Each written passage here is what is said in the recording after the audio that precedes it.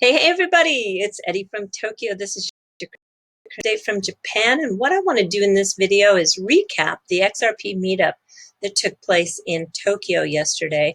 Not all of it was translated into English, and even some of the presentations were not broadcast. So they did have a portion of it on the YouTube channel of the media partner CoinPost here, but let's see if I can fill in some of those blanks. First, take a look at the group picture.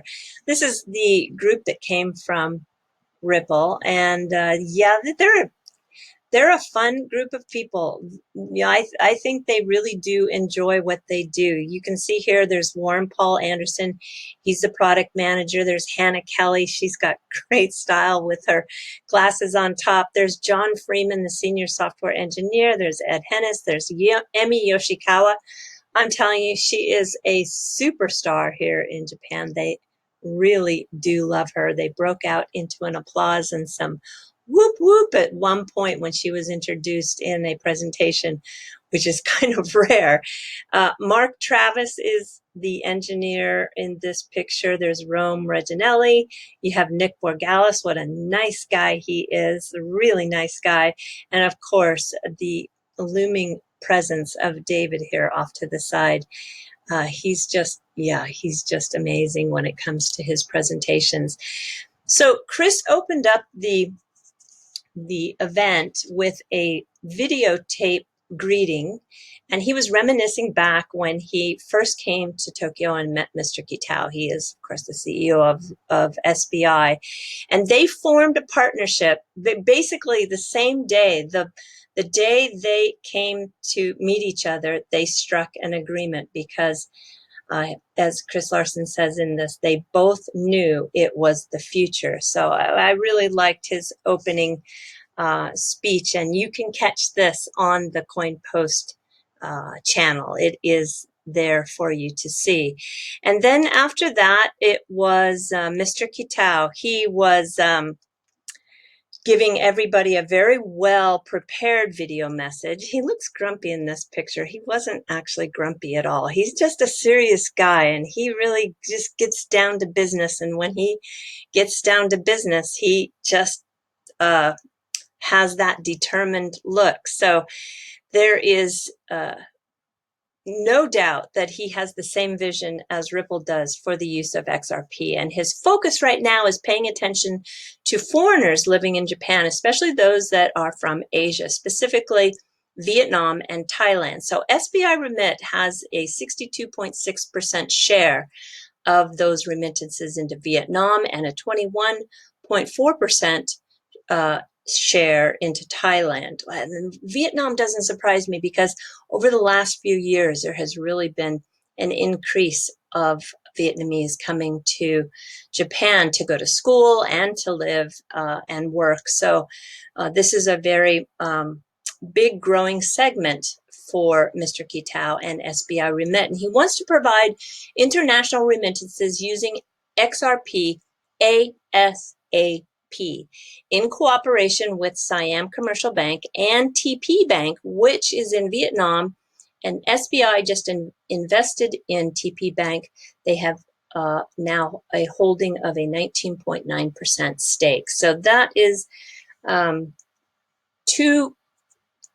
two projects that are going to be announced, I'm just sure, very, very soon.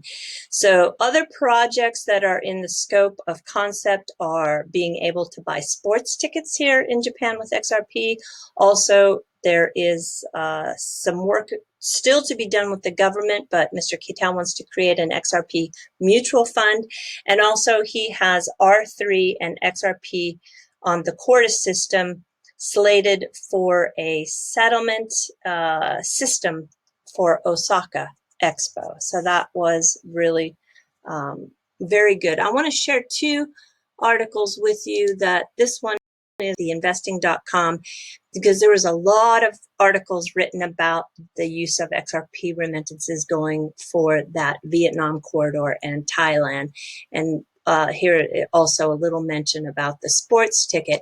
This is in particularly very interesting. This is an article that appeared in Coin Tokyo, and they were published in the Beijing Time, and the quote is, the CEO of Thailand Siam Commercial Bank recently came to Japan and agreed to strengthen the partnership, especially in the advanced field. And Mr. Kitao said that these two will be recipients of the XRP remittances. So I think it's very, very, very close. And if you go to the Ripple Twitter site, you can see there's a very good 52-second kind of excerpt of the talk that took place at Swell with the Senior Vice President of Commercial Banking with the Siam Commercial Bank, and you can just see, yeah, they are have a very close, tight working relationship, and I think you're going to hear this official announcement very soon. And just to kind of tell you what's happening on the Ripple hiring website right now, there's an integration engineer for SBI Ripple Asia being advertised, and this is for the rapidly growing business that they're looking for an integration engineer to scale up their customer delivery. So that tells me they've got customers waiting to implement the technology, no doubt. Okay, after Mr. Kitao, there was a very good, interesting, long, a little longer than his allotted time, but it was a presentation by Professor Nakajima, and I kept hearing the little reminder bell in his end of presentation to kind of remind him to wrap it up. But he's very qualified, and he's a payment and remittance expert. If we look at his CV here, you can see that he's now currently a professor at Reitaku University, but before that he was with the Bank of Japan. Before that, he was with the Bank of International Settlements, the BIS, and then he also held a position of the manager of the International Department for the Bank of Japan. So yeah, he is very, very qualified to speak on this subject. And he talked about how Ripple has influenced the direction of SWIFT. And according to his numbers, as of September, there are 660 banks that are actually using GPI. 60% of the cross-border remittances, according to his numbers, are using GPI right now. 36% happen within 5 minutes, and 18% happen within 1 hour. So as a result of SWIFT getting a little bit faster on their process, Ripple is now calling for liquidity, and that, of course, is what we know as ODL, the on-demand liquidity. And he is, the professor is a very strong advocate of banks using XRP, and he talks about how a bank itself can, or he proposes will, operate an exchange that exchanges XRP and legal currency. And in his proposal, he doesn't see that they will engage in any retail transactions, but they will specialize in interbank transactions. So I think he knows. And then following the professor, we had David, and as always, it's delivered so smoothly. As far as I can see, he doesn't use any notes at all. And he focused on the differences between Bitcoin and the Interledger protocol, and how it is really standardizing the space, and it's able to connect those ledgers in different virtual currencies. So it is aiming to be the standard. It's a great presentation. You can see this on the Coin Post YouTube channel, and yes, it is translated into English for you. And following David, then was Warren Anderson. He is part of the Xpring team, and this is where you'll see when he gives Emmy some kudos for her contributions for the Japanese space. She's just so loved in Japan, and that's where they break out into a big applause. And so following that, he gives a breakdown of what the open platform is for money, the tools, the services, and the programs that they offer the developers. And he has a very interesting new phrase that I had not heard before, and that is they call themselves money maximalist. I like it. And then Wietse, of course, gave a video message to everybody. I don't know, something about this guy just makes you smile. I mean, it's just, he's so likable. So Wietse introduced his team. There was Tom, Ali, Hugo, Tristan, and they are really working hard at the Zum. I think he calls it Zum. I'm sorry. He calls it Zum. They're in the beta stage right now, and he's looking forward to having everyone trying it. And he put a shout out to anybody who is really proficient in translating from English to Japanese and Japanese to English to please contact him, because they are really working on getting a lot of this documentation translated into Japanese right now. All right, and then there was Curtis Wang. He is the CEO of Bitrue, and he talks about how fast things are changing. And it all started when he met Emi Yoshikawa. He's just showing a slide here in his presentation. This is him in the back with the hat on, and then this is Emi to his left. And when he met Emi, yeah, he again got this huge applause from the audience. I mean, she did. So yeah, I just think she is just really, really doing some good work here in that liaison position between Ripple and Japan. She's just really loved.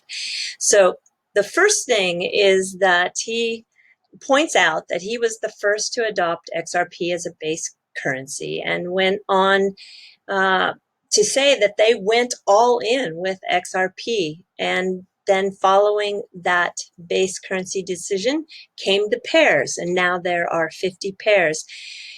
He talks about the XRP community being the largest community in the cryptocurrency space, and right now Bitrue has about 6% on average of the global volume. So there's an interesting article that names Bitrue as one of the most promising startup companies in the Silicon Valley here. And he just goes on to reaffirm that they share Ripple's vision as well. And they're not going to be just an exchange. They are moving to be a financial service platform. And soon we'll see the fiat pairs. I think those are coming next month. And this exchange is really becoming a leader. It's not a follower. They were the first site where you could, on the platform, earn interest. And look at now how many of the exchanges are doing the same. So they're just not going to stop here. They are going to continue to announce more first. And then this is the Q&A that took place at the end of the day. This is not on the channel, which I'm so sad that it's not, because it was the most interesting part for me. At the panel, you can see there is Curtis here on the right of David, and then this is Nick, and then we have Warren, and we have Hannah Kelly. She's the designer. Wow. I knew she was good, but now I really know she's good. And then here we have Rome. So I want to just share with you a little bit of Hannah's, what she talked about, because I didn't know a lot of this. She has so much of her Japanese culture being used in her designs. So she talked about the origins of XVIA, XRapid, and XCurrent, how it was inspired by the Japanese kanji characters. And I'll just give you this example here, where in the brand identity that she worked on, that the XRapid, which was the payment for payment providers and other financial institutions who want to source the on-demand liquidity, minimizing their cost. It was inspired by the kanji for river. And this kanji in river became this logo, and it kind of embodies the fast flow of water. If you go to the Dribble site, you can see a lot of Hannah's designs, and it's really, really fun. Here is the kanji character for river, which is kawa. This is a very stylized brush version, but this is what gave her the inspiration, and then out came that logo, even though we probably won't see it too much anymore because it has now all been wrapped up into one ODL. But this is one more I want to point out. This is the concept that she developed for a visual theme for the future, and it was inspired by the Masamune Shiro's manga and anime series Ghost in the Shell. And this is a comic story that is post-cyberpunk version of Earth in the near future. And she wanted to articulate that Ripple had the or was the forefront and leader in blockchain technology, showing the vision for what the future holds, much like the anime did. So I really just, yeah, I was just having so much fun looking at her designs and reading her inspirations and what she is doing. This is just, she's got such color sense. This is another profile that, or another, this is for the SME white paper that recently came out. I think it came out in October, if I remember correctly. This is just shows you the breakdown of the revenue and from what region of the world. But I'm not really looking at numbers. What I'm really looking at is her use of color and design. It's just really, really fabulous. And I love her work.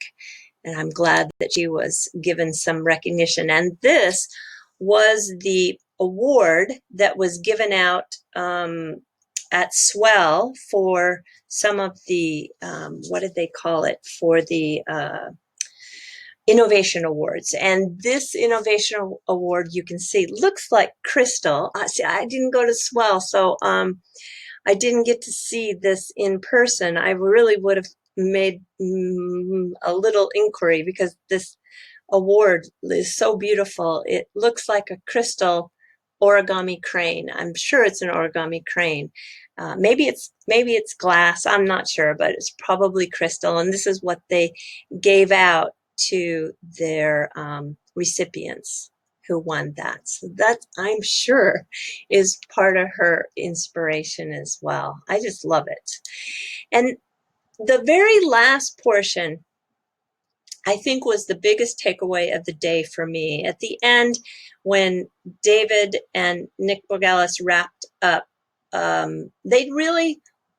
Nick really talked about how they are looking for everybody's help, not the community, but for the developers and for anybody to help and spread the word or contribute to the success of the overall ecosystem. And I just wanted to remind everyone, it was Craig DeWitt just a couple of weeks ago that put out this kind of beta song store, and he asked for everybody's feedback. And this is just one of many, many examples that if you are an XRP holder and you want to contribute to the success of this entire project, then when Ripple asks for feedback, be sure to give it to them. And if you have any contribution to make in the way of translations, that's why Wietse put out a shout out to people who have that proficiency in the two languages. And also Xpring is also looking for some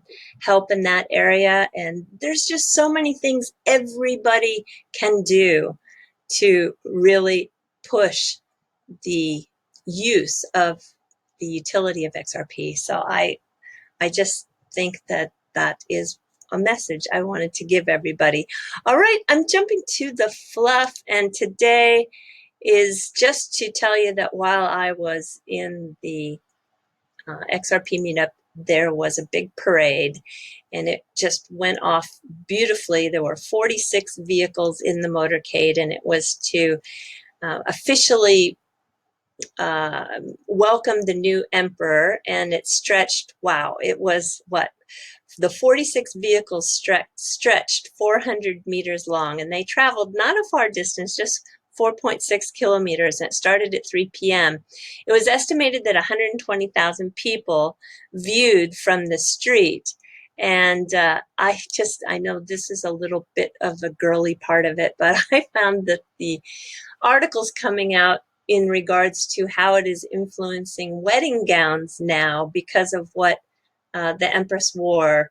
Now there is kind of this style for the wedding gowns that is emerging. So it's just how real life is imitated in this sort of fashion. I know it's really girly, and most of you guys are going, oh God, this fluff is terrible. Okay, then I'm going to tell you about Sumo, because Enho, this is the second day of the tournament that's taking place down in Kyushu. And I can't show you because it's just, I have always, snuck in a little bit, but this is NHK, and I really can't play the video here, but I'm going to put a link to it in the description below, and you can see. The reason why I wanted to show you, though, is to have you look at the difference in size. So he today met Ruden Goshi. Ruden is 29 years old. His real name is Yuki Watanabe. He's 190 centimeters and 152 kilograms, kilograms. So he is more than 55 kilograms heavier than Enho. And the other thing I want to tell you is that there's something in Japan that is really, really important that we don't focus on in the West, and that is what your blood type is. So Ruden's blood type is AB, and that is done in Japan because there's a huge belief that it really shapes your personality. So he is AB, and maybe I should do a whole fluff segment on what the individual personalities are with your blood type.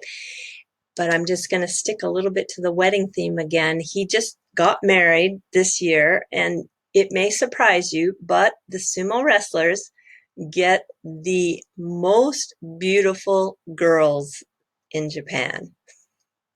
All right, everybody, do take care. Sayonara for now. Bye-bye.